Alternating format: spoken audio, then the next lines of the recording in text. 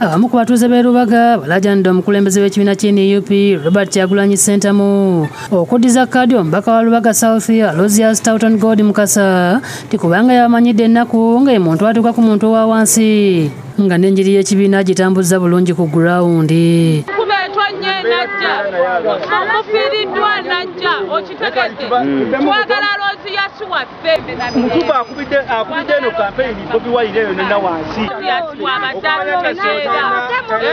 Abamu bategeeza nti omubaka Mukasa yabamanyidde ennaku yaabwe era zaabuuka emyala okubayamba ate ng'abadde muwulize eri ekitebe n'abakulembeze bonna nga buli nsonga abadde ng'asitukiramu.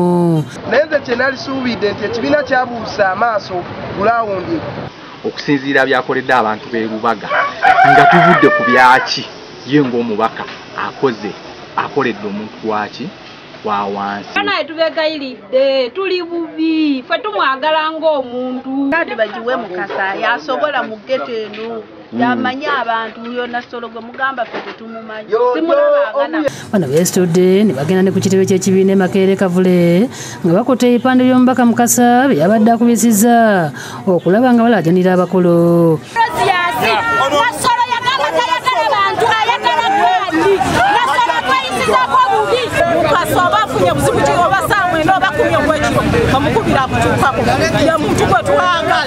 Ekisooka Nasolo tatumanyi nze amakwogera nazaala omwana naye Mukasa yeyanzasula eddwaliro. Bagamba nti ekitundu kya Lubaga South kya ghetto nga beetaaga omuntu ategeera embeera z'ab'omu ghetto nga naye yaweereddwa kkaadi abayita kubisanga bipande ekibadde kiraga nti gy'abadde alinda.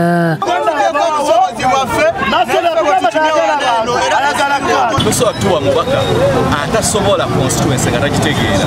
Ekisooka Jayden mwana wa mugagga, ekyokubiri electoral area yaffe ebitundu ebisinga ghetto baana ba ghetto beetaaga omuntu asobola okubuuka emyala. Tosobola tuwa muntu nga mu constituency tawezamu bipande 10 n'obeera nga ye muntu gwawadde kkaadi. Bwogedde engeri Mukasa ekibiina ky'NUP gye kimusulamu ku mutima ne beewuunya engeri gye yammiddwamu kkaadi. Twagala obwenkanya eri Lubaga South, twagala okuwangula mu kalulu akawedde omusajja asaasaanya esente ezisuka mu biliyoni. Olunaku olw'eggulo omubaka Mukasa yatuteyo okwemulugunya mu kakiiko ak'ekiseera akateereddwawo okwekenneenya ensonga z'abatamatidde n'engeri kkaadi gye zaagabiddwamu.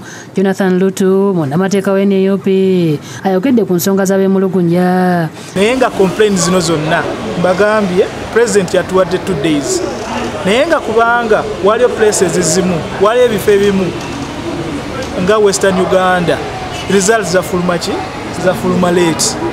So results zafuluma late tubawadde paka leero. So leero ye deadline. Martin Kiza n'abo batuusa be bakusakidde eggulu eno ku Lwabukedde TV.